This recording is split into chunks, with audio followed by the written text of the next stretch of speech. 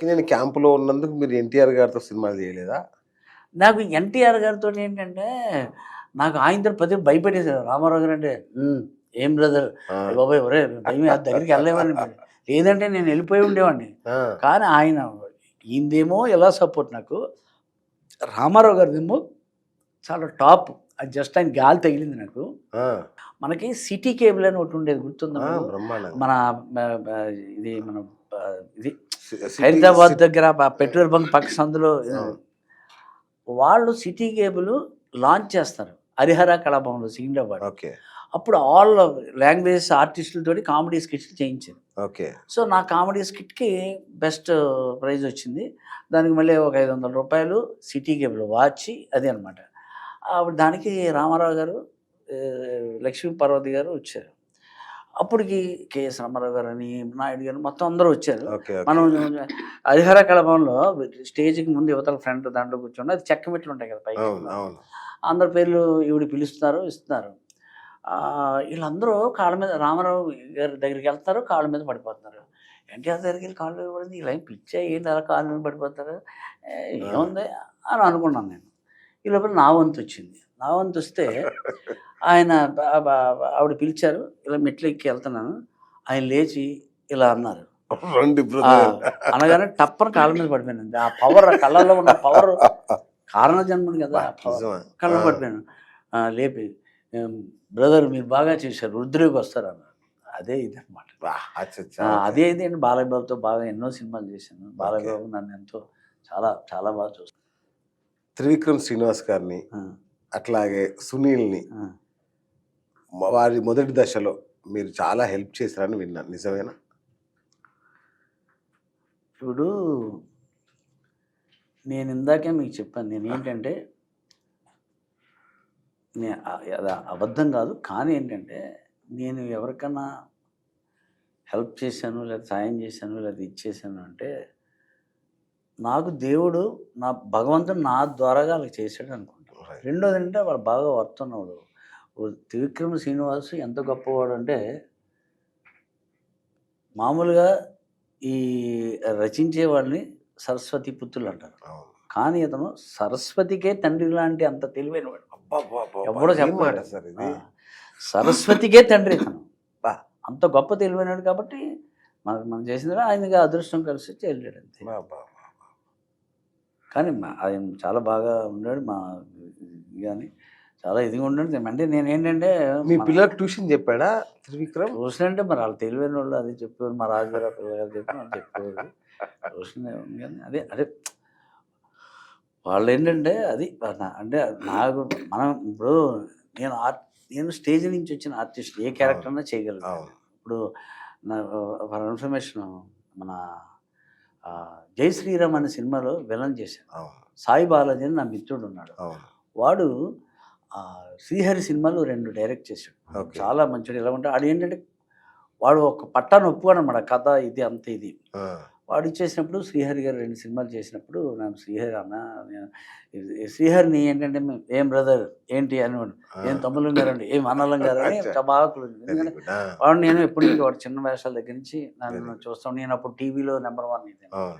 వాడి దగ్గర ఉన్న సంస్కారం ఎవరి దగ్గరికి లేదు. అంత స్నేహము, అబ్బా! సంస్కారం. ఆ! 'శ్రీహరి' చాలా గొప్ప గొప్ప వ్యక్తి. నటుడు, గొప్ప ఆ! వ్యక్తి. ఆ!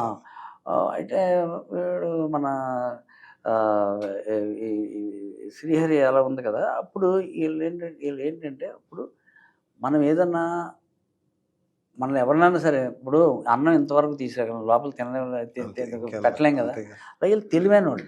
తెలివైనోడు మన 'త్రివిక్రమ శ్రీనివాస్' త్రివిక్రమ్. చాలా తెలివైనోడు. అప్పుడు అనేవారు నాకు వేషం ఇదని. అయితే ఏంటంటే ఈ సాయి బాలాజీ గారు "అన్నా నేను కుక్కట్పల్లిలో సింగిల్ బెడ్‌రూమ్ అది కడుతున్నారన్నా. నేను ఇది కట్టుకుంటాను. మనోడిని నువ్వు" అంటే ఆ డైరెక్టరే శ్రీహరి గారిని రమ్మని ఇది పెడుతుంటే అప్పుడు నేను శ్రీహరిని "తమ్ముడు ఆడికి ఏదైనా అడ్వాన్స్ లాంటిది ఇవ్వరా ఇది ఆ ఫ్లాట్ కొనుక్కుంటాడు" అంటే ఆడికి ఒక కూతురు. ఆళ్ళ ఆవిడ ఏదో టీచర్ ఏదో జాబ్ చేస్తది. సాయి బాలాజీ. సరే అన్నయ్య అని ఆడొచ్చి అడ్వాన్స్ ఇచ్చాడు. అక్కడికొచ్చి కట్ చేసి కొబ్బరికాయ కొట్టి ఇచ్చేసాడు. ఆడికి నా మీద ఉన్న అభిమానం కొద్దీ తర్వాత ఆడికి 10 సంవత్సరాలు సినిమాలు లేవు. ఈ లోపల 'ఉదయకిరణ్' మీద ఒక కథ రాసుకొని దానికి జయసేనని పెట్టి నేను కూడా అప్పుడు నాకు ఒంట్లో బాగా హాస్పిటల్ అడ్మిట్ అయ్యి వస్తుంటే ఆ రోజు ఫోన్ చేశాడు. అప్పుడు ఆల్కటైల్ సెల్స్ వచ్చినాయి కదా! అంటే అప్పుడప్పుడు ఫోన్ చేసుకునేవాళ్ళు కానీ తర్వాత ఎందుకో తగ్గిపోయింది. రైట్. భయ్యా నేను సాయి బాలాజీ ఏంట్రా ఎలాగున్నావు ఏంటంటే నాకు ఒంట్లో బాధలు ఇప్పుడే ఇలాగొచ్చినట్టు అయితే పని చేయి ఎల్లుండి ఇక్కడ ఆఫీస్ ఉంది ఫిలిం మన కృష్ణానగర్లో అక్కడికి వస్తావా అన్నాడు. వస్తాను వెళ్ళాను. తీసుకెళ్ళి ఈ సినిమాలో నిన్ను విలన్ చేయిస్తాను. ఊరికే నన్ను వెళ్ళని అంటే ఎవడ ఒప్పుకుంటాడు అన్న. నువ్వు ఏ వేషం అన్నా చేయగలవు. వీళ్ళందరూ ప్రొడ్యూసర్ ఒప్పుకోలేదు, కో డైరెక్టర్లు అసిస్టెంట్ డైరెక్టర్లు ఒప్పుకోలేదు. ఈడు వెళ్ళని ఏంటి నేను నీ చేత చేయిస్తాను, మీకు ఆ చిన్న బిట్టు పంపిస్తాను మీకు ప్లీజ్ అన్నాడు. అప్పుడు ఈ తల సగం తీసేసి ఇది పెట్టి గడ్డం పెట్టి ఇదంతా గడ్డం అంటే పెట్టడం ఒరిజినల్ గడ్డం చేసి మనకి పల్లెటూరులో ఏదైనా ఒంట్లో బాగుతే మచ్చేస్తారు రాగి నాణ్యం ఆ రాగి నాణ్యం మచ్చేసి ఇదేసి అసలు నేనే గుర్తుపట్టలేదు. మా నాటకాలు వేసి మా ఫ్రెండ్స్ గుర్తుపట్టలేదు నేనని.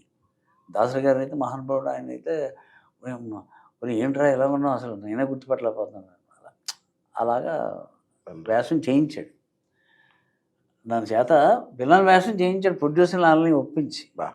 అది చూసి తేజ గారు 1000 అబద్ధాలు అనే సినిమాలో విలన్ ఇచ్చారు ఫుల్ లెంగ్త్. అది అలాగా ఇండస్ట్రీలో ఒకళ్ళొకళ్ళు సాయం చేసుకున్నప్పుడు ఒకళ్ళొకళ్ళు ఇంకొకరికి ఉపయోగపడాలి, పడితే అది బాగుంటుంది. అలా పడిన ఇప్పుడు నేను స్టేజ్ నుంచి వచ్చిన ఆర్టిస్ట్ కూడా ఏ క్యారెక్టర్ అని చేయగలను కాబట్టి మీరేముంది మీరు వచ్చిన క్యారెక్టర్ రాశారనుకో ఎవరు కాదంటారా వెళ్తాను. ఈరోజు నేను ఇల్లు అమ్ముకోవాల్సిన పరిస్థితి ఉండదు కదా నాకు. కానీ పోనండి మనకేంటంటే ఎవరికి ఎంతవరకు ఏదంటే మనం చెప్పలేము, భగవంతుడు. సో మొత్తాన్ని నా చేత తెప్పించారు. ఎందుకంటే బాధ అసలు కరెక్ట్. ఎందుకంటే నేను అడగడానికి కూడా రీజన్ ఏంటంటే సార్, నేను ఏదో కాంట్రవర్సీ కోసం అడగలేదు సార్.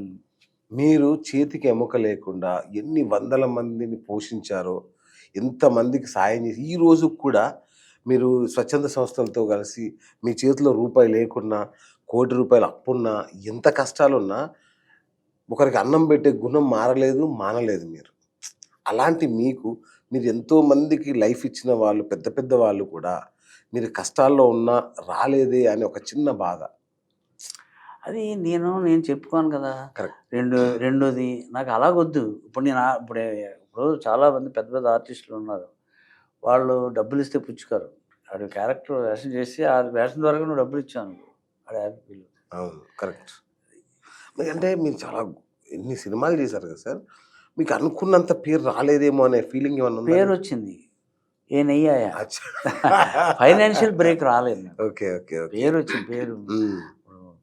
పేరు రాకపోవడం అంటే తెలియదు నాకు, మంచి పేరు ఉంది చాలా, అదే తృప్తి. ఐదో తనమే లేదు. అది అంటే బహుశా వచ్చి ఉంటుంది కానీ మీరు ఇట్లా అందరికి గుప్తదానాలు అలా కాదు సార్. మీకు ఒకటి చెప్తాను, మీకేమనుకో. అప్పటికి అందరూ ఉన్నారు, శ్రీనివాస్ వాళ్ళు అందరూ ఉండేవారు. వాళ్ళు సపరేట్గా చూసేవాడిని, ఒకళ్ళు సపరేట్గా చేసేవాడిని. నా మిత్రుడు చిరంజీవి అని ఉండేవాడు. వాడు బావ అనుకున్నాడు చాలా. నేనంటే బావా నాటకం బావ అదరగొట్టి పెద్ద యాక్టర్ అయిపోతా బావా అనేవాడు చిన్నప్పుడు. అటువంటి చిన్నప్పుడు అంటే ఏముంది, అతను పెద్దోడు, పెద్దోడు అతను. వాడు సడన్గా చనిపోయాడు. ఎలక్ట్రిసిటీ బోర్డులో పనిచేసేవాడు. చనిపోతే వాళ్ళ మిస్సెస్ ఇంటర్మీడియట్ వరకు ఏదో చదువుకుంది, వాళ్ళ మిస్సెస్కి ఇచ్చారు. వాడికి 3 ఆడపిల్లలు, ఒక అబ్బాయి. వాడి పేరు వాడు నాకులాగా అఖిల నాగేశ్వర గారు ఫేవరెట్ అన్నమాట. సామ్రాట్ అని పెట్టుకున్నాడు కొడుక్కి. వాడు 10th వచ్చాడు. సడన్గా ప్లే గ్రౌండ్లో ఆడుతూ ఉంటే పడిపోయాడు. పడిపోతే ఏంటని అక్కడ ఇచ్చేస్తే వాడికి లుకేమియా, బ్లడ్ క్యాన్సర్. అప్పుడు హైదరాబాద్ తీసుకొచ్చి అప్పటికి ఎంతమంది 20-23 మంది ఇక్కడ ఎలా ఉన్నారు కదా. తీసుకొస్తే అప్పుడు మా మిస్సెస్ వాళ్ళ చిన్నాన్నగారు ఆయన మెడ్విన్ హాస్పిటల్ మీద నాంపల్లిలో, అందులో అయినా ఎనస్థీషియా డాక్టర్. సో అక్కడ తీసుకెళ్తే లుకేమియా, బ్లడ్ ఎక్కిస్తూ ఉండాలి, ఇది చేయలేదు అని అంటే అక్కడ జాయిన్ చేసి బ్లడ్ మహానుభావుడు శ్రీహరి, హీరో సురేష్, వీళ్ళందరూ ఇచ్చేవారు. మా ఫ్రెండ్స్ మేమంతా ఒరే అనుకున్న ఇచ్చేవారు బ్లడ్. అలా చేస్తున్నాం. మరి మందులు ఇవన్నీ అంటే చెప్పుకోవడానికి కాదు, ఇవన్నీ అదే మొన్నటిదాకా కూడా నేను అంటే 2000 ఇది 23 కదా, 23, 2013 వరకు కూడా నేను అవి కడతానే ఉన్నాను. చీటీలు అవన్నీ మా పిల్లల పేర్ల చీటీలు అమ్మేసి తీసేసి మా ఆవిడ మెడలో తాడు అన్నీ చేశాను.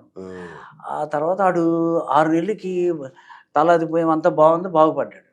బాగుపడిన తర్వాత మా ఆవిడ ఏంటంటే షిరిడి వెళ్దామని మొక్కుకున్నాం. షిరిడికి వెళ్దామని మొక్కుకుంటే అప్పుడు ఏంటంటే శ్రీహరి సినిమాయే అది మధ్యలో మీద అది మన ఈయన జయకృష్ణ గారు ప్రొడ్యూసర్ అనమాట. ఓకే. అది కాకినాడలో రామచంద్రపురంలో రాజుగారి కోటలో షూటింగ్. నేను అప్పటికి వెళ్తాను. అందుకని మా మిస్సెస్ అక్కడ ఉన్న తీసుకెళ్ళి అలానే మేము షిరిడి తీసుకొచ్చింది. అంతా హ్యాపీగా ఉంది. ఆడు ఇదైపోయాడు, బాగుంది. మళ్ళీ లోపల ఏమైంది, మళ్ళీ సీరియస్ అయిపోయింది.